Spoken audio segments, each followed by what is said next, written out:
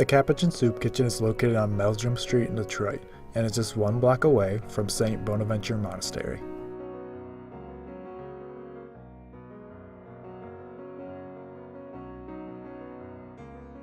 The Capuchin Soup Kitchen was started back in 1929 during the Great Depression.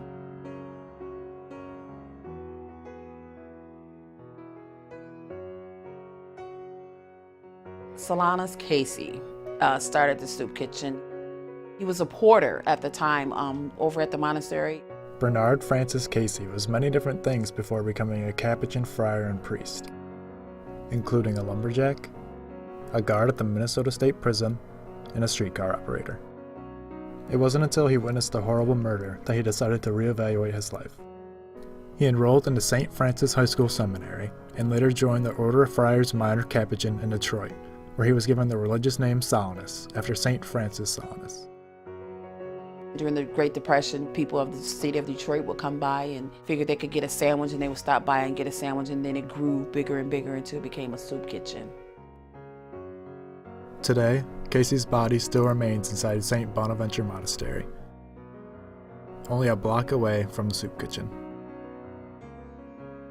Earthworks started a few years ago, maybe about 6 years ago, I believe, and they have a hoop house. In 1997, Capuchin friar Rick Salmon started a garden outside of the soup kitchen. It has since grown into 2.5 acres of organic growing space in total. They do a lot of growing of healthy fruits and vegetables that are served right here in our soup kitchen. Also have a fresh market for the community for people to come over and shop for fresh vegetables and things like that. The soup kitchen operates on a budget. There's a budget that the soup kitchen has that we meet with all the facilities included. You know, we do have 2 soup kitchen sites.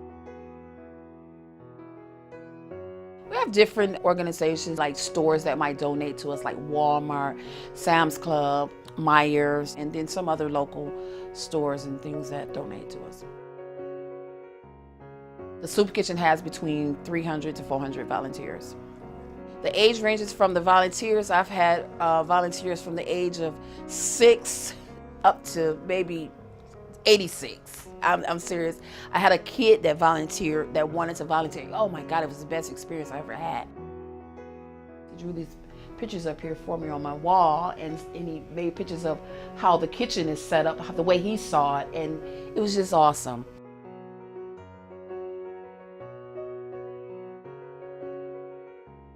The more senior volunteers have been coming probably for a while, way before I got here, and they know the kitchen inside and out, and I'm still learning from them every day. There's the 2 main chefs that are here, and the volunteers come in, and I have a set amount of volunteers that come in with prepping, and they help with a lot of the prep works to get the meals ready.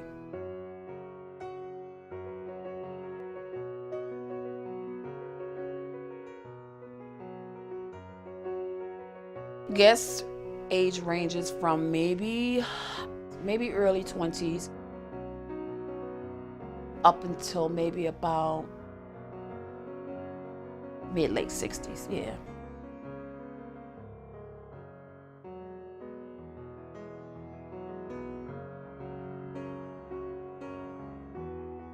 We serve maybe about 1,200 a day, including both the soup kitchens, including 5 meals between the 2 kitchens. So there's breakfast and lunch at this kitchen, which is the Meldrum site, and then we have a counter kitchen site that serves breakfast, lunch, and dinner.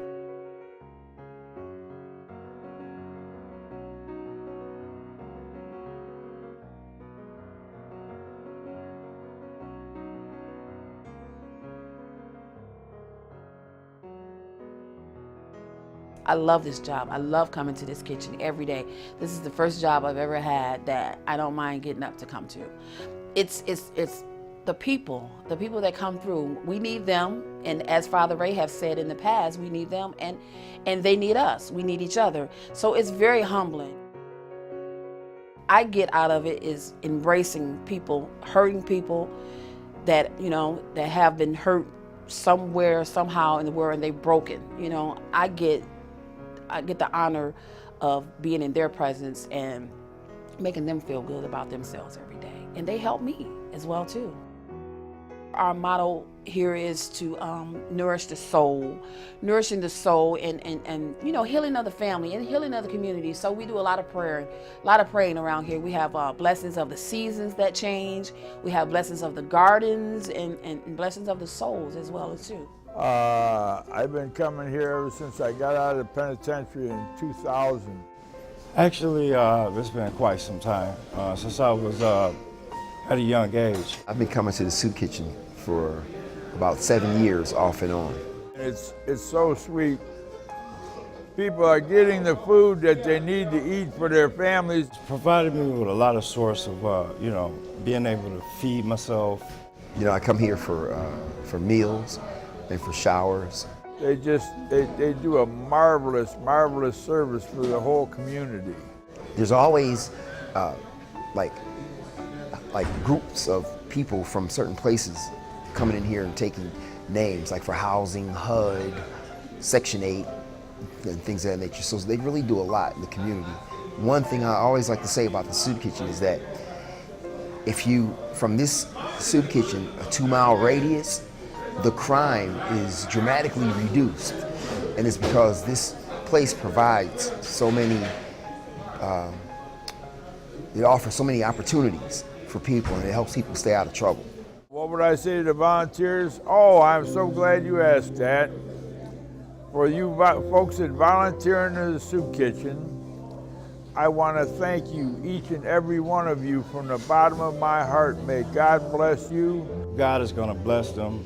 The volunteers, I like to say that I'm very grateful. I want to thank you for coming and volunteering your time and energy and enthusiasm for me and for folks just like me. I think it's great, for a person to do that. It's very great. I'd like to say thank you. I'm very grateful for you all. I'd like to pray for you and your families and wish you all the best in all your endeavors and all your success. You folks have such a good heart, and may God bless you. May your days be filled with all the joy and happiness the Lord can provide for you, and thank you so much. You can go to our website. There's a link there where you can click on your availability to volunteer for which site, or either they can just give us a call. Also, the phone number is on the website there as well too, and they could set up a date to come in and volunteer for whichever site that they are available for. The Capuchin Soup Kitchen, feeding bodies, nourishing spirits, strengthening communities.